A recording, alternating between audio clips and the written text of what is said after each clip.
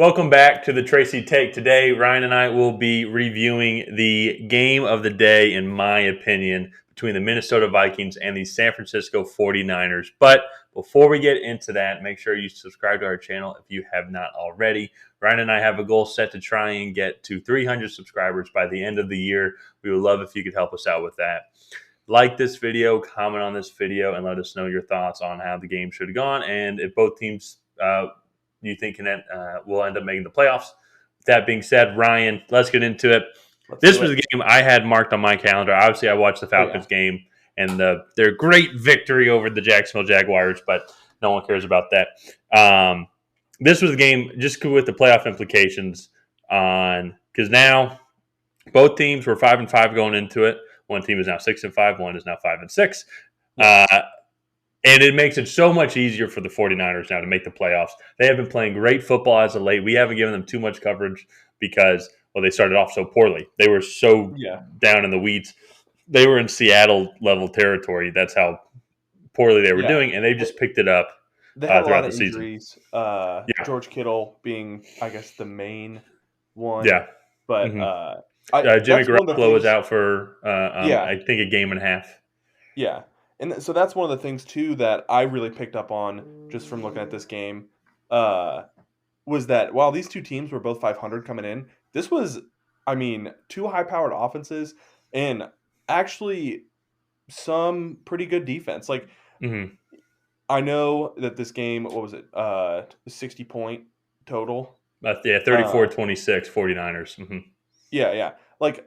San Francisco's defense is legit. They have some really good pass rush, and while their offense is the show, both of these teams are competitors. In the NFC landscape, and we'll get into that a little bit more later. But I was impressed by both of these teams. Yeah, absolutely. And when it came down to the game, I would say there's nothing I trust more right now than the 49ers offense to just chew up clock. When they have a one-possession fourth quarter lead. They got the ball on their own 5-ish, I think, with 9 minutes left in the game, and just ran the ball all the way down to the Minnesota 30 and took 7 minutes off the clock all the way down the 2-minute warning. They should have made the field goal. That was the absolute They perfected that to a T, and I've seen them consistently keep doing that. They did it against the Rams. They've done it against Jacksonville, where they just slowly keep they'll just take up a bunch of time off the clock. Against the Jacksonville Jaguars, I saw they had a 13-minute drive to start the game. They just dominated that whole quarter, put up 7 points, and then there you go.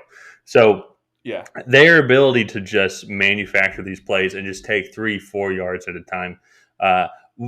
With a running back core similar to what Baltimore Ravens are doing right now, several injuries, not guys that were planning on making the roster. Yeah. Mm-hmm. So, but they look solid, and I agree. The defense, especially in the second half, really showed up. They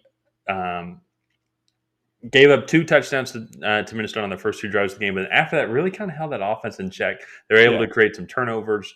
And that was really honestly kind of Minnesota's downfall was we just talked about how great the offensive rushing attack was. They had 208 rushing yards, which would make sense because Minnesota has the third worst rushing defense in the league. And Minnesota just wasn't able to stop it. And then they weren't able to kind of get past the San Francisco defense, which just kept putting up just solid outings each time they had the ball. Yeah, no. And I think the better team definitely won this game. But again, I think both of these teams are still wild card teams after this. And we can kind of talk a little bit more about the NFC landscape now. But so right now, 5-6, the Minnesota Vikings are the 7th seed, and at 6-5, the San Francisco 49ers are the 6th seed. And really their only competition is Atlanta Falcons, New Orleans Saints. New Orleans Saints are dropping off. And the Falcons have dropped off for the past couple of years now. Well, they've dropped off, but they have, in my opinion, maintained this mediocre status, right? Like they can't really beat good teams, but they beat bad teams. So like they just kind of like get stuck in the middle, Yeah. and that's Mhm. kind of what they've been. And I feel like even though their records might not show that, Yeah. I think San Francisco and Minnesota are both good teams that are better than the Falcons. Yeah, I said this a couple weeks ago, and I still think San Francisco and Minnesota are going to be the 6 and 7 seed. Well, now potentially even a potential fight for the 5th seed with San Francisco because the Rams have fallen Yeah, off a little bit, and they still have a game together in the last yeah, week of the that'll season. be a very interesting one. But yeah, but so with San Francisco now they're 6 and 5. I think 9 and 8 is going to win because you already mentioned Atlanta, New Orleans. At best, they're going to get to 9 and 8, and Yeah, Washington football team, if they win the Monday Night Football game against Seattle, they'll be 5 and 6. At best, I think they maybe get to 8 and 9. So San Francisco, I think, is a lock now because they're at Seattle next week. That should be a win. At Cincinnati, that's going to be tough. But then they play Atlanta at Tennessee. I think they can beat Tennessee because Tennessee has fallen off and they're not going to have Derrick Henry back until the end of the season. Then they mhm. play Houston in Week 17, and then they destroyed the Rams a couple weeks ago. No reason why they couldn't do it again. So Yeah, San Francisco could win a lot more games, potentially get the yeah, 5th seed.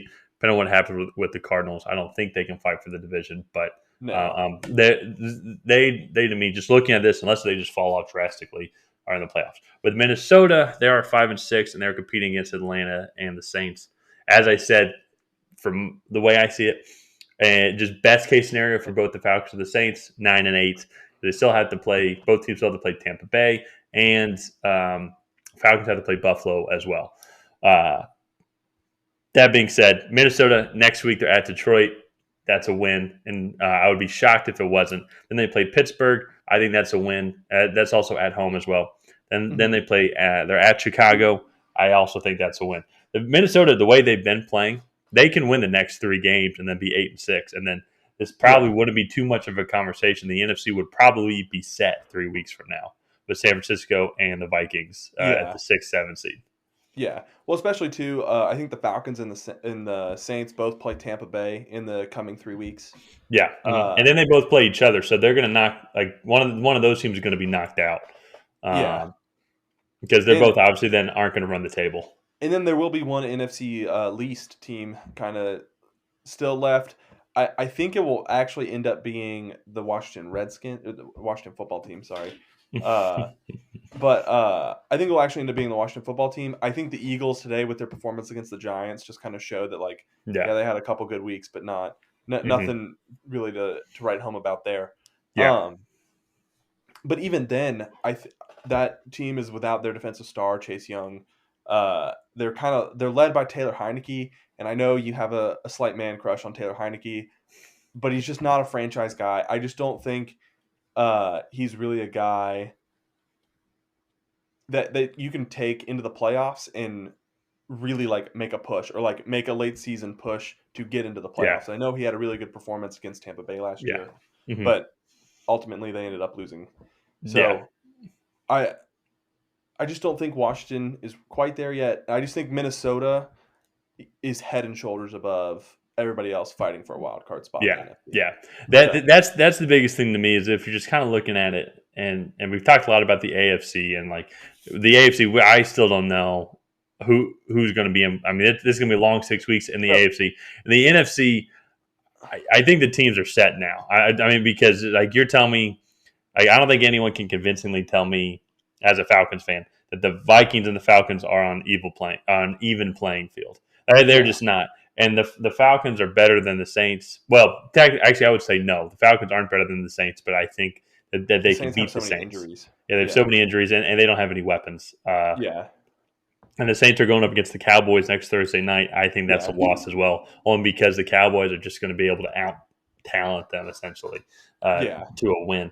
Um, mhm, so even then, right there, you're looking at the Saints go 5 and 7. The Vikings win on Sunday against Detroit, which is no reason why they shouldn't.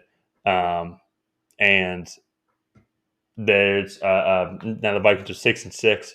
Falcons are playing Tampa Bay. They're 5 and 7 now. That's where I just think now we're just going to slowly start to see the divide between the yeah, teams because Minnesota's schedule is relatively easy from yeah, here on in. yeah. But I think the NFC is definitely a much clearer picture than the AFC, Mhm. like you said. Yeah. But I don't have too much else to add. I think even though Minnesota lost today, they're still in a good chance, and I think San Francisco really boosted their chances to make the playoffs. I mean, Hmm. I think at this point, I know mathematically they're not, but Hmm. based off the eye test, I just think that they guaranteed themselves a spot today. Well, and not only the eye test. I mean, you're just looking at like just look at the Minnesota Vikings, and I mean, you have Justin Jefferson, Adam Thielen, Tyler Conklin had a day today. KJ Osborne picked up. Even if they lose Dalvin Cook, uh, who looks like he dislocated his shoulder, you Mhm. still have Alexander Madison. Uh, um, Yeah, in the backfield. And when he has replaced Dalvin Cook or played games when Dalvin Cook has been hurt, he has played well, and he yeah. gets a lot of yards for them. Like he fits in that system really well. So that's where, to me, you don't see that with the Falcons, Saints, or even Washington or Philadelphia. Yeah, no, I definitely agree. Uh, but again, I don't really have too much else to add. Again, I think Hmm. both these teams are still in good standing. Um, do you have anything else? Nope, no, none here. All right. Well, I think that's going to do it for this episode of the Tracy Take. If you guys have not already, please go ahead and subscribe to our channel and smash that like button for us. And leave a comment down below on what you thought of this game. Do you still think the Minnesota Vikings have a chance to make the playoffs? And that will do it for this one. We will see you guys next time.